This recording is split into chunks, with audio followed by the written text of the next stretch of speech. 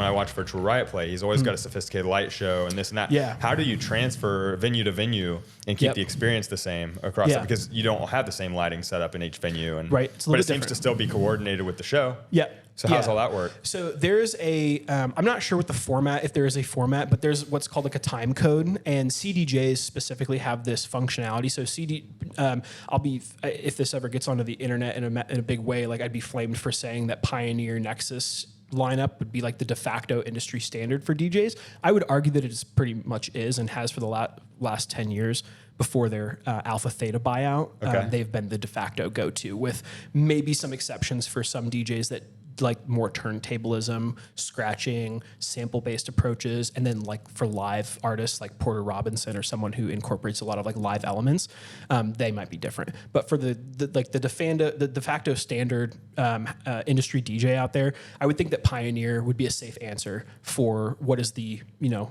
standard house equipment look like? What does the de facto standard for DJs look like? It's Pioneer, typically. They have a function within the Pioneers called time coding, where you can essentially send a clock from the actual function of the turntable playing music. You can send a time code out to the back of the house, which is the guys at the back with the big mixing desks. And they will sync that time code of the music playing every second to a visual aid. And that visual aid is running on a separate computer that's in the back of the house. And so you typically, in the most simplified version of this, you'd have a sound guy and a light, and what they call a VDJ, or a video DJ. And a video DJ, very similarly to an actual DJ, has kind of like a controller setup. They don't have turntables, but they do have like what would look like sample pads, kind of like on your Rode here, they have the different hit pads. Well, all of those hit pads and sliders are assigned to lighting functions. So some of what you're asking is actually done live. Really? So not only do they have the unsung visual hero in the background that like making the whole visual thing work. 100%. So there's another show happening. There's a whole separate show happening, both That's behind crazy. the stage. I had no idea. Yeah. So with the actual sound behind the stage, there's a whole separate performance going on with bands. They have their guitar techs and their bass techs and drum techs that run the live sound coming off the stage to the back of house. But for a video, let's talk like a regular standard DJ that would come with a syncopated lighting and video background, or let's say like a capture wall or motion capture or video wall. There's a whole separate show going on right at the back of the venue, where there's both a syncopated light and video, and then there's a live element of a dude literally hitting these sample pads that move the lights in a specific sequence for specific songs. Like some songs have a colored theme. Boom, he's hitting the pad that hits the strobes at the big part of the song. So there's literally a dude in the background. Everyone's facing towards the stage.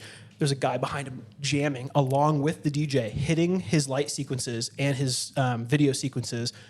That is so along cool. with the with the music. Crazy. Mm-hmm. So there has to be some great synergy between the artist and the guy running the light show, right? Correct. So I'm guessing that the light show, the VDJ, is coming with the artist, they're not on the tour. venue. Yes, and that's, I would say that for the majority of the shows that can allow that, because some venues don't have that ability, so they'll have like some level of pre-recorded motion, or if like this is the venue for whatever reason, like this is a touring manager and an agent's job to determine what dates on a calendar have what capabilities. So if you were to look at like Excision, for instance, when he was touring, on some of his older touring calendars, you would see asterisks, and those asterisks at the bottom would indicate this support is going to be there, or that artist isn't going to be there, whatever the openers.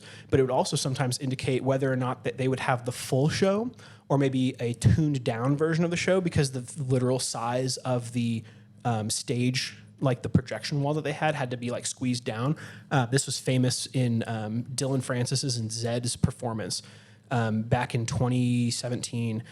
They had the world's largest LED wall at the time, and they had to shrink down the sides of it to fit in downtown Indianapolis at the Pepsi Coliseum, because they couldn't fit the whole thing. So in that case, like, yes, but asterisk, you know? So sometimes they could roll with the full sound system, sometimes asterisks. So some dates you'd have the full VDJ in production, like on the big flagship dates, your New York's, Chicago's, LA's. And on other dates, you'd have like a pared down version of the show, smaller stage setup, more limited lighting setup. You'd still get a version of the show for the most part. To the person who's following the show date from date, like a Deadhead, you would see the differences for sure. Okay. healthy vinyl.